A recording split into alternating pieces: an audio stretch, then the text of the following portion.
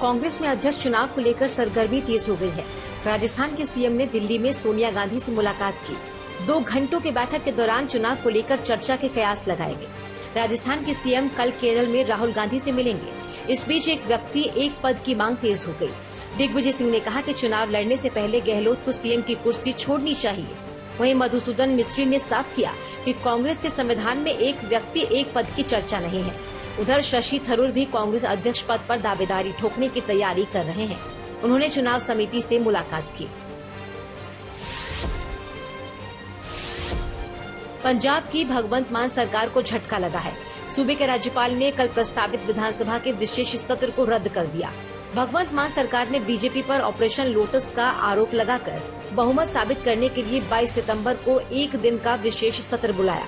कांग्रेस और बीजेपी ने विशेष सत्र के विरोध में राज्यपाल को चिट्ठी लिखी थी और उसे रद्द करने की मांग की थी। राज्यपाल के फैसले को आम आदमी पार्टी ने बीजेपी के इशारे पर पंजाब में लोकतंत्र की हत्या का नमूना बताया। दिल्ली में आम आदमी पार्टी के विधायक अमानतुल्लाह खान की मुश्किलें बढ़ती जा रही हैं। कोर्ट ने उन्हें 5 दिन की एसीबी की कस्टडी में भेज दिया है।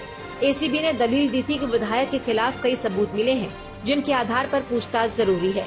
उधर एसीबी ने अमानतुल्लाह खान के करीबी कौशर आलम उर्फ लड्डन को तेलंगाना से गिरफ्तार किया। एसीबी के मुताबिक कौशर विधायक का फंड मैनेजर है। उसी के घर पर एक डायरी भी मिली है, जिसकी जांच की जा रही है। बीते हफ्ते एसीबी ने कौशर के घर पर छापेमारी की थी।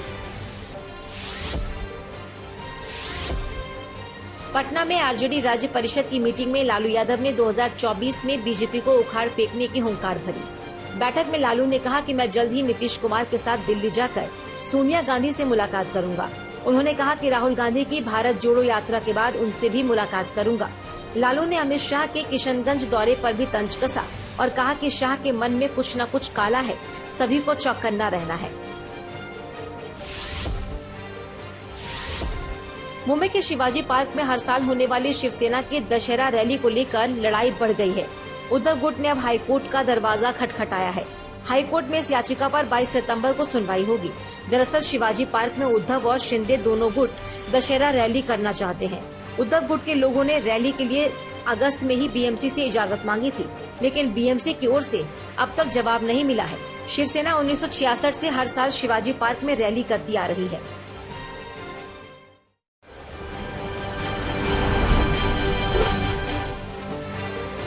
उत्तर प्रदेश में मदरसों के सर्वे के बाद अब वक्फ बोर्ड की जमीन पर जंग शुरू हो गई है।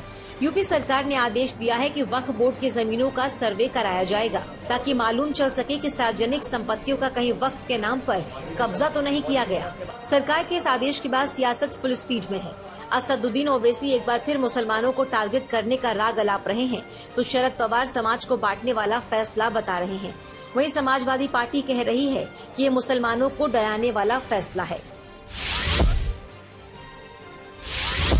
बिहार के बेगूसराय में एक बार फिर बदमाशों ने पुलिस स्टेशन से कुछ दूरी पर फायरिंग की। चश्मदीदों के मुताबिक 2 बाइकों पर 4 बदमाश सवार थे, जिन्होंने मटिहानी थाने से करीब 500 मीटर की दूरी पर दनादन 6 राउंड फायरिंग की और थाने के सामने से फरार हो गए। पुलिस का दावा है कि बदमाशों की पहचान कर ली गई है। गौरतलब है कि बेगूसराय में 13 सितंबर को हुए शूटआउट के बाद पुलिस कथित तौर पर अलर्ट मोड में है। डीजीसीए ने स्पाइसजेट पर 50% उड़ानों वाली पाबंदी को 29 अक्टूबर तक के लिए बढ़ा दिया है। डीजीसीए का कहना है कि इस प्रतिबंध के बाद स्पाइसजेट के हादसों में कमी आई है।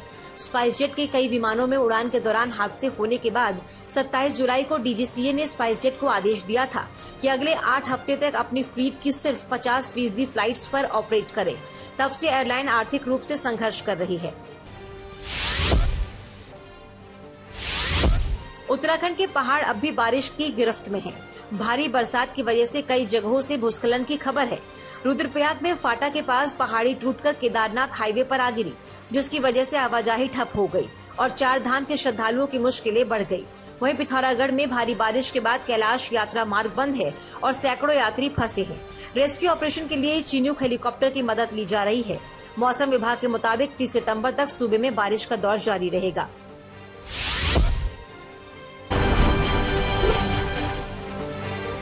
राजस्थान के धौलपुर में महिला के साथ रेप की कोशिश का मामला सामने आया। आरोपी ने महिला को घर में अकेला देख बलात्कार की कोशिश की थी। महिला के शोर मचाने पर आरोपी फरार हो गया, लेकिन अपनी बाइक वहीं छोड़ गया। महिला के पति की शिकायत पर पुलिस ने आरोपी के खिलाफ मामला दर्ज कर लिया है और आरोपी की बाइक जब्त कर जांच शुरू कर दी है। एमपी के रायसेन में एक स्कूल में एक क्रिश्चियन टीचर ने हिंदू लड़कियों की कॉपी में लिखा मीट मी और आई लव यू। जब परिजनों को इसकी जानकारी हुई तो वो लोग पुलिस अधिकारी के साथ स्कूल पहुंच गए। स्कूल में परिजनों ने जमकर हंगामा किया। पुलिस आरोपी टीचर को थाने ले जाकर पूछताछ में जुटी। राजस्थान के बाड़मेर में पुलिस ने पकड़ा ट्रक चोर। बाड़मेर से चोरी हुए ट्रक को जोधपुर से एक आरोपी के साथ बरामद कर लिया गया। शातिर चोर ट्रक चोरी कर ट्रक का कलर बदलकर बेचने की फिराक में था। जब तक चोर ट्रक बेच पाता उससे पहले ही वो पुलिस के हत्थे चढ़ गया। जोधपुर पुलिस ने 3 साइबर ठगों को गिरफ्तार किया है। मोबाइल ऐप से बिना गारंटी के आसानी से लोन देते थे, लेकिन बाद में वसूली बहुत डरावने तरीके से करते थे। चंडीगढ़ पुलिस के साइबर थाने में जांच के दौरान पुलिस को पता चला कि आरोपी लोगों के फोन की गैलरी का एक्सेस लेते थे, फिर पर्सनल फोटो को एडिट कर आपत्तिजनक बना देते थे। आरोपियों से पुलिस लगातार पूछताछ कर रही है। अलवर में पुलिस ने रंगे हाथ डॉक्टर और उसके सहयोगी को रिश्वत लेते पकड़ा। एसीबी की टीम लंबे समय से डॉक्टर के पीछे लगी हुई थी। पहले भी कई बार शिकायतें मिल चुकी थी। एसीबी के अधिकारियों ने कहा कि दोनों आरोपियों को अलवर के एसीबी विशेष न्यायालय में गुरुवार को पेश किया जाएगा। इनके क्लिनिक और घर की तलाशी की जा रही है।